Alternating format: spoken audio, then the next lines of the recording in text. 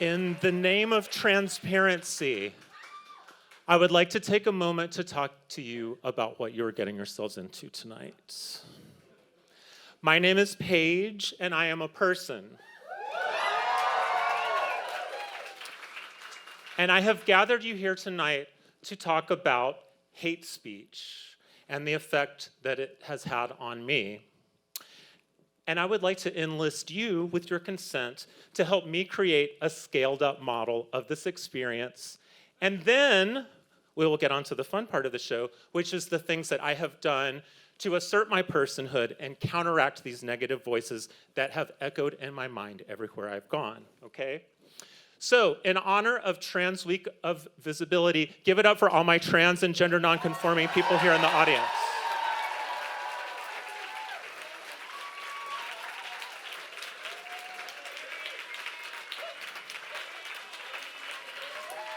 There's a fucking lot of you.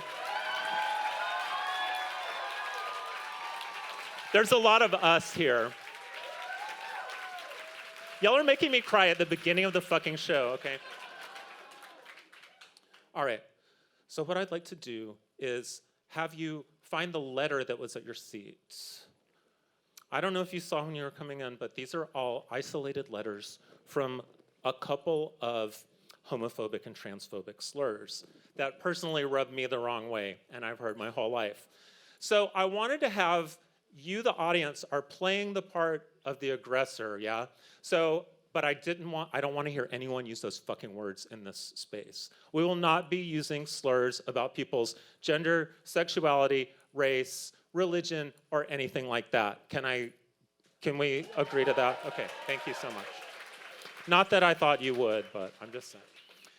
No, what I want to do is have you just say aloud either the sound or the name of the letter. It's an art museum, be creative.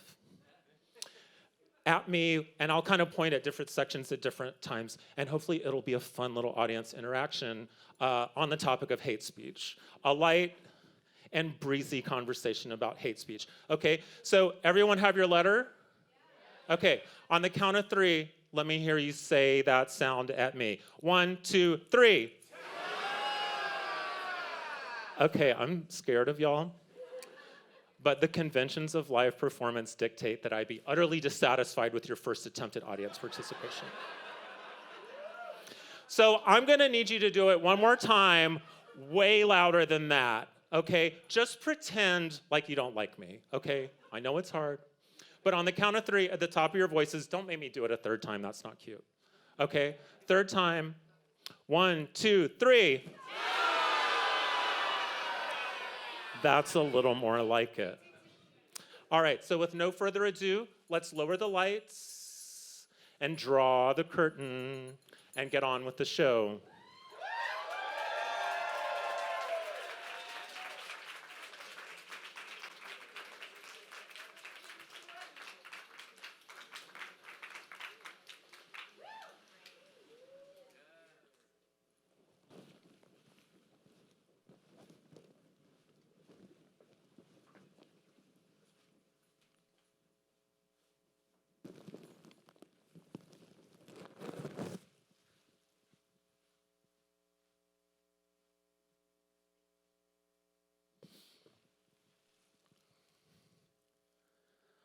I am the ear. I funnel sounds from the outside world into the brain to create meaning. All of my life, I've heard people describe me as effeminate or a sissy or something much worse. I hear them whispering about me behind my back. I hear them off in the distance pointing at me and telling jokes about me at my expense, just out of earshot.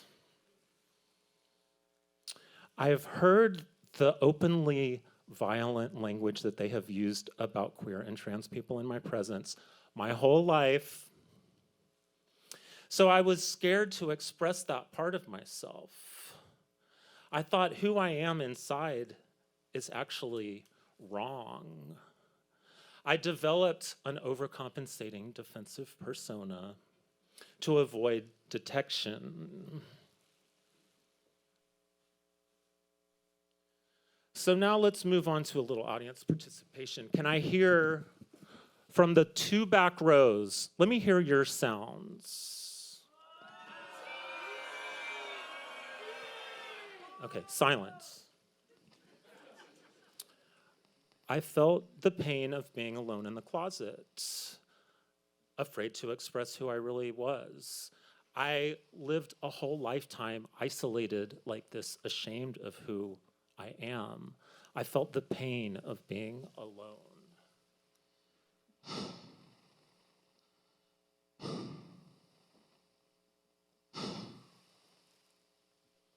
Let me hear from the middle rows. Let me hear your sounds in the middle rows. Middle rows off to a slow start. When I started coming out, I lost the support of family and friends. These negative voices got a little louder.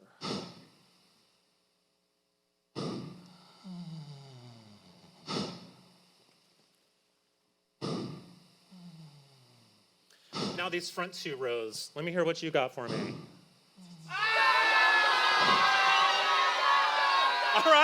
All right. I experienced a lot of verbal harassment as indicated by the 2 front rows. Everywhere I went, people were now just yelling hateful things at me day in and day out. These hateful sounds started getting bound up in my head and reverberated inside me. I started feeling this ringing inside my ear.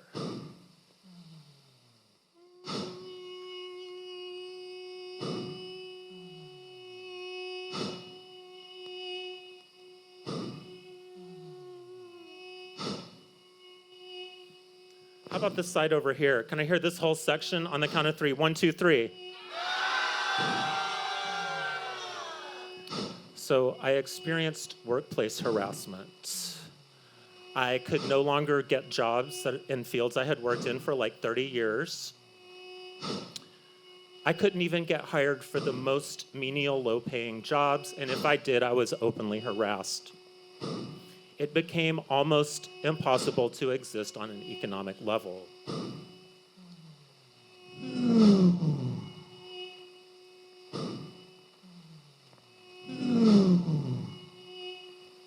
Let me hear from this section.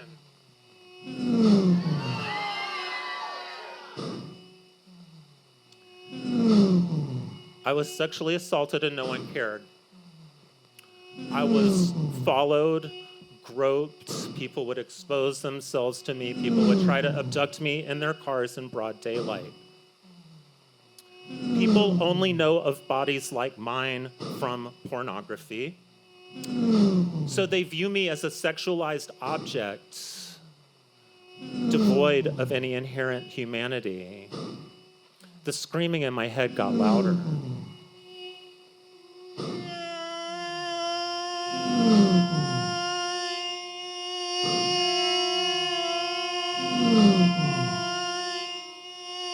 Now can I hear this middle section?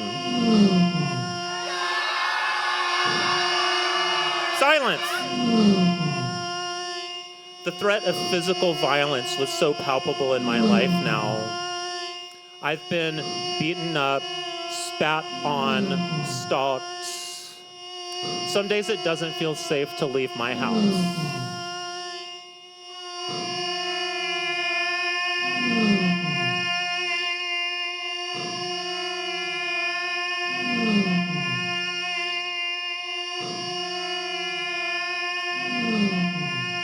How about this section over here? Y'all have been very quiet. Let's hear you on the count of 3. 1, 2, 3.